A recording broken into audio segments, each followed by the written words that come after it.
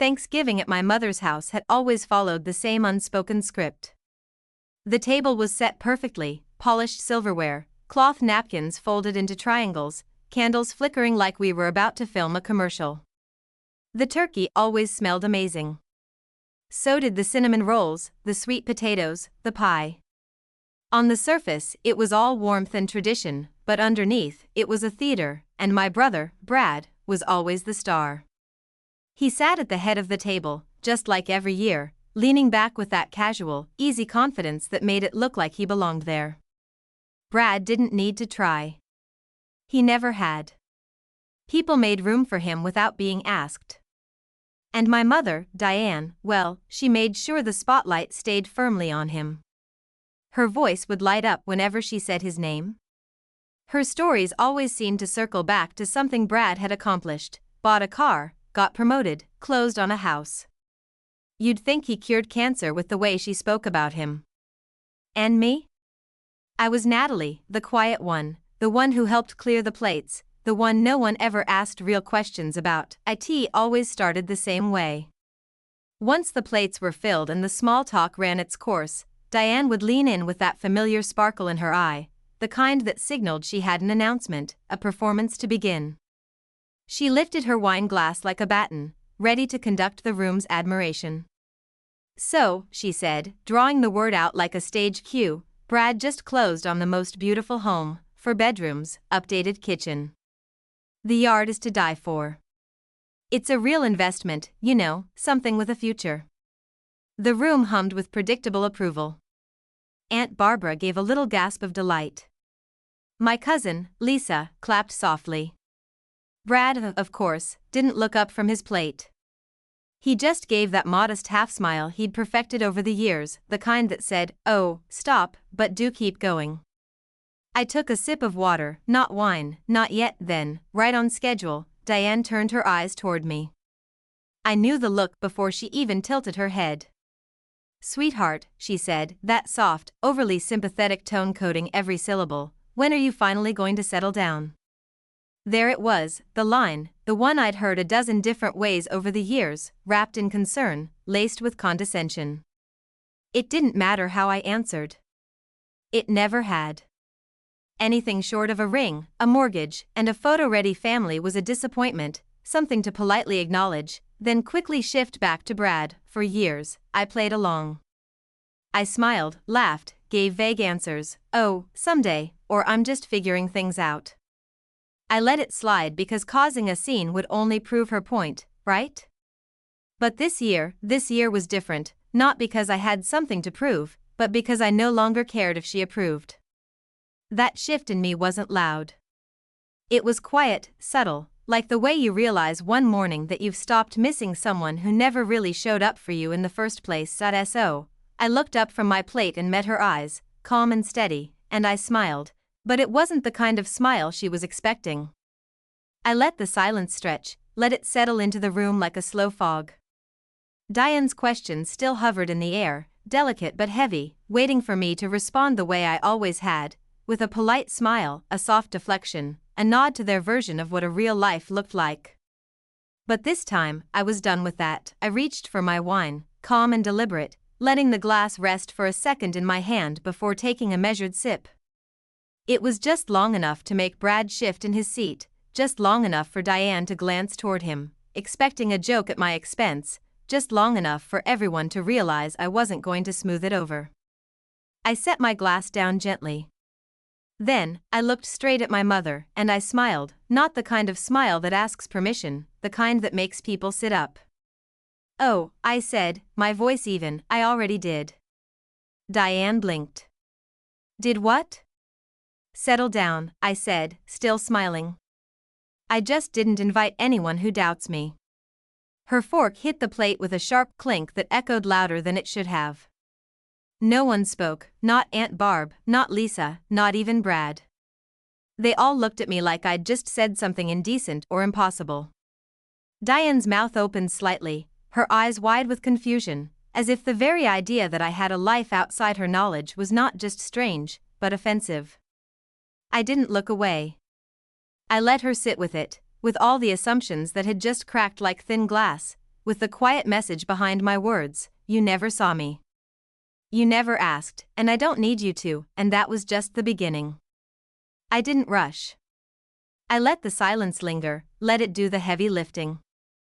Sometimes, stillness carries more weight than any raised voice ever could, and that night, it was doing exactly that. Aunt Barb was the first to move. She reached for the mashed potatoes like her hands needed something to do, but even then, she kept sneaking glances in my direction, like she was trying to connect the Natalie she thought she knew with the one sitting in front of her. Diane cleared her throat. "So, where is this house of yours?" Her voice was measured now, no longer dripping with sweetness, just cautious. She was trying to re-establish footing, to remind the table that she still had the authority to ask the questions. Gave a small shrug. "Not far," I said, reaching for the bread basket. "Maybe 20 minutes, depending on traffic." The way the room leaned in at that answer, it was almost funny, not just curiosity, hunger for details, for control, for context they never bothered to seek before. It was the kind of attention I hadn't received at that table in years, maybe ever. Brad's smirk flickered at the edges. 20 minutes, he repeated with forced casualness. "What kind of place is it?" I didn't answer right away. I took my time buttering my roll. Then, still calm, still perfectly unbothered, I said, "Just over 4,000 square feet." That was when the energy shifted for good. Lisa let out a soft whistle. Barb blinked hard. Diane's hand tensed around her fork. Even Brad leaned back slightly, his jaw tightening as he processed the number. It wasn't a brag. I didn't say it like it was impressive. I said it like it was ordinary, like it was just a fact. And that, more than the number itself, was what unsettled them. Diane forced a smile. "Well, that sounds sizable," she said. "But don't you think that's a bit much for someone on their own?" There it was, the subtle tug back, the instinct to reframe it, to remind me that success, if not shared on their terms, didn't really count. I looked at her and gave a slow, easy nod. "Maybe," I said, "but I paid in full, so it's not exactly a burden." Her face twitched. Brad's hand tightened around his glass. And just like that, the story they'd all told themselves about me began to slip through their fingers. Diane tried to hold her composure, but I could see the small signs of strain, the tightness in her shoulders, the way her fingers curled around her fork like it might float away if she didn't anchor it. "How long have you had it?" she asked. There was something underneath her tone now, not just curiosity, something more brittle, a little too polite, like someone trying not to show just how far behind they felt in a conversation they thought they were leading. "Almost a year," I said. "That did it." Her eyes flicked toward Brad. His smirk faltered, just enough to show the crack. He covered it with a sip of wine, but his grip on the glass was rigid. A full year, and they hadn't known a thing, no housewarming party, no photos, no breadcrumb trail on social media, nothing. I'd built something entirely my own, and they had missed it because they never thought to ask. Diane tried again. "Why didn't you tell us?" Her voice wasn't sharp this time. It was softer, but not warm, wounded, and that was new. I tilted my head slightly, as if I needed a moment to think. "I didn't. I guess it just never came up," I said. I let the words settle. She had no comeback, no easy retort. Brad let out a short laugh. "Come on, Natalie," he said, shaking his head. "A house is a pretty big deal. Kind of weird to keep it a secret, don't you think?" I met his gaze calmly. "Not really," I said.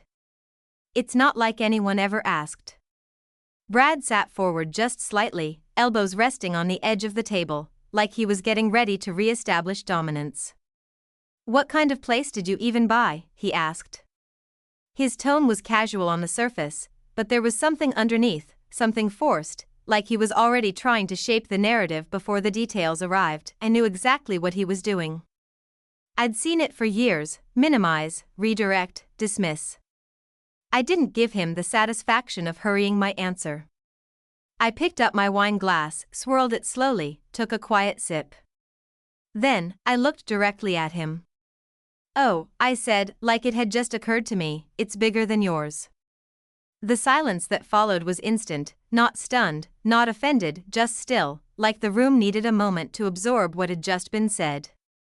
Brad's smirk flickered again, just a twitch at the corner, but his fingers tightened around his glass. His jaw tensed. He didn't like being on the back foot, not here, not in front of Diane, not at this table where, for so long, he'd been the untouchable one. Diane blinked rapidly. She opened her mouth, then closed it again, no clever deflection, no protective praise. Aunt Barb, ever curious, leaned in. Bigger, she asked. How big are we talking? I didn't answer right away. I let them want it, let them sit in the unfamiliar space of not knowing everything about me. Finally, I said lightly, just over 4,000 square feet. The quiet gasp from Barb was almost comical.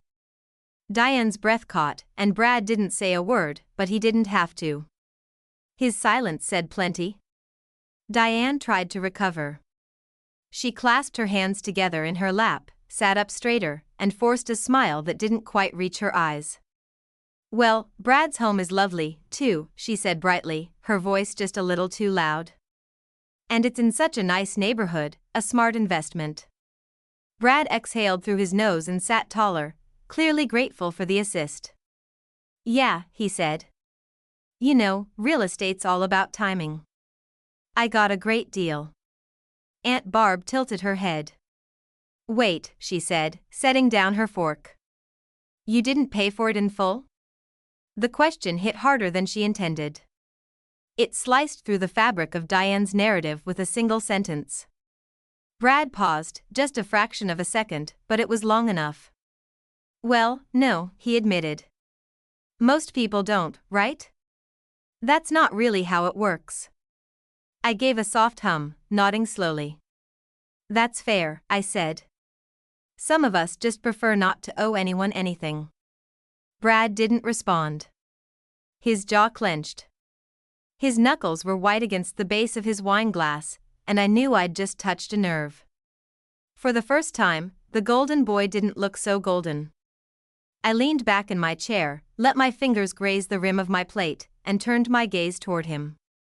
So, I said gently, how's your mortgage, Brad? His mouth twitched. It was barely visible, but it was there. Diane looked between us, clearly sensing the tension but not yet understanding where it was headed. Brad's doing just fine, she said quickly. He's responsible. He always has been. I tilted my head. Is that so? Brad's eyes flicked toward me, narrowed. You like to talk about success, I said evenly. You like to act like you've got it all figured out. But the truth is, you didn't really buy that house, did you? He froze, and for a split second, I saw something I'd never seen in him before, fear. You what? Diane said, looking sharply at him. What is she talking about? I didn't blink. Did you tell her, Brad? I asked, voice soft but steady. That you're barely staying afloat, that you maxed out your credit cards just to make the down payment, that the bank owns most of what you claim is yours? The silence that followed was thick. Diane looked at Brad like he was a stranger. He opened his mouth, but no sound came out. You're lying, he said finally, flat and desperate. You don't know what you're talking about. I leaned forward, rested my elbows lightly on the table. If I'm lying, I said, then show Mom your bank statements, your mortgage balance, your credit score. He didn't move, didn't speak, and that was all the proof anyone needed. Diane's napkin twisted between her fingers, as if it might hold the room together. Brad, she whispered, tell me she's wrong. He laughed, a sharp, dry sound that collapsed in on itself.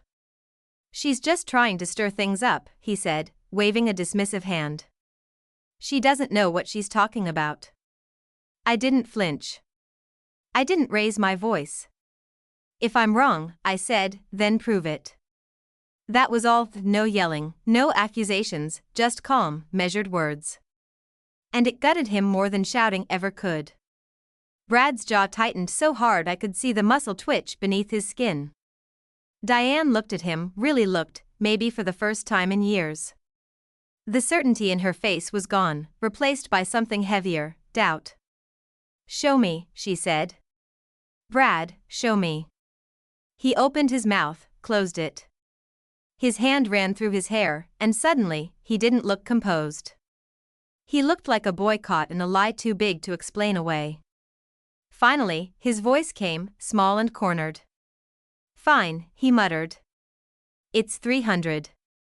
The breath left Diane's lungs in a slow, audible exhale. 300,000, she said, barely getting the words out. "It's not that bad," he rushed. "It's temporary. I have a plan. I'm restructuring." But it didn't matter what he said. The spell had broken. For years, she had paraded him around like a trophy, like everything he touched turned to gold. And now, in the same room where she'd spent decades praising him, the truth sat between them like a third guest at the table. "You let me tell everyone you bought that house outright," Diane said, her voice trembling. "You let me believe." "I didn't ask you to," he cut in, voice harsh. But it was too late. The image she'd wrapped her identity around, Brad, the success of Brad, the example, was cracked, and everyone at that table could see it. I sat still. No need to twist the knife. It had already sunk deep enough. For the first time in my life, Diane didn't know what to say, and Brad, he looked like a man who'd built his kingdom on sand and just heard the tide rolling in. The silence after his confession wasn't awkward. It was arresting. Lisa sat back, eyes wide. Aunt Barb blinked at her plate, like she couldn't remember how to hold her fork. Even the turkey seemed to cool faster in the air. Brad's knee bounced under the table, nervous energy with nowhere to go. He looked like a man who had counted on one thing all his life, that, no matter what, Diane would be in his corner. But she wasn't speaking. She just stared at him, quiet, unmoving, her hands folded in her lap now, as if even they had surrendered. He turned to me. "You think you've won something here?" he snapped. "You really needed to humiliate me at Thanksgiving, Natalie?" I didn't raise my voice. "I didn't need to." "I didn't humiliate you," I said evenly. "You did that all by yourself." His nostrils flared, his jaw tightened again, but this time, he had no comeback, no snide remark, just breathing, shallow and defensive. I looked at Diane. "You never asked about my career, my life, my choices," I said, my voice calm but undeniable. "You assumed if I wasn't like Brad, I was failing. But I didn't fail. I just stopped reporting to a system that never included me." Her lips parted slightly, a protest maybe, but no words came out. For a long time, I'd told myself her favoritism didn't matter, that I was above it. But now, watching her face shift under the weight of reality, I realized something else. I had never needed her pride. I had only needed her honesty, and that, at last, was starting to show. Brad stood abruptly, his chair scraping back hard on the floor. "I'm done," he muttered. "I don't need to sit here and be judged." "Funny," I said, folding my napkin. "That's what I've been doing for years." He didn't answer. He just walked away. The sound of his footsteps retreating down the hall was the loudest thing in the house. When the front door shut behind him, Diane still hadn't moved, but something in the room had. And this time, the shift wasn't temporary. It stuck. I didn't speak right away. I let the silence breathe. Diane sat still, her fingers laced tightly in her lap. Her eyes hadn't moved from the doorway where Brad had disappeared, but her expression had, no longer proud, no longer assured, just lost. For once, the person left in the room with her wasn't the one who needed explaining. It was her. "You always assumed I was behind," I said quietly. "You never asked where I was actually going." Her gaze shifted to me then, slowly, like she wasn't sure she wanted to meet my eyes, but she did. "Do you really think I never cared?" she asked, and there was something softer in her voice, thin, almost threadbare.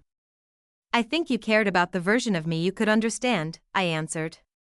"The one who didn't challenge your view of success, the one who let you measure everything in square footage, job titles, and polite stories you could tell your friends.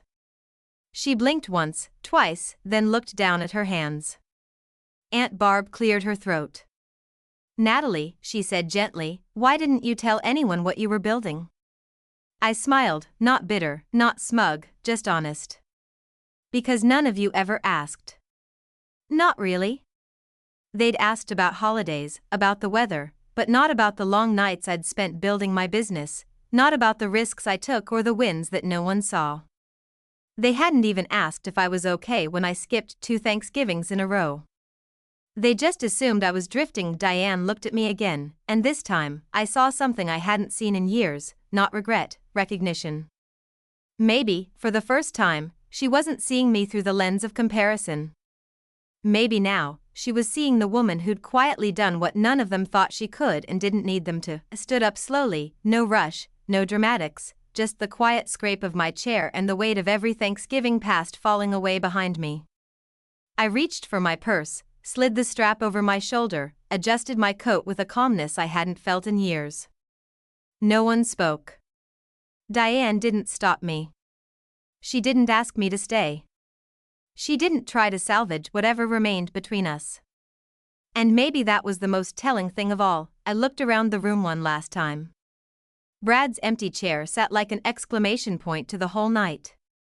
Aunt Barb stared down at her plate, hands folded tight.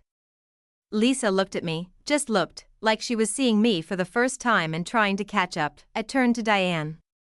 Her eyes were glossy. Her lips parted, but she said nothing, just watched me, as if expecting a final blow, a cruel remark, some triumphant jab. But I didn't need that. I didn't leave to hurt anyone. I left because, finally, I didn't owe anyone here an explanation. "Next time you want to know about my life," I said, voice steady, low, without edge, "maybe try actually listening." And with that, I opened the front door. The cold evening air met my face, crisp and quiet, a world outside this dining room where I wasn't someone's shadow or comparison or disappointment. Just me. I stepped out into it. No applause, no gasps, no final words trailing after me. Only peace.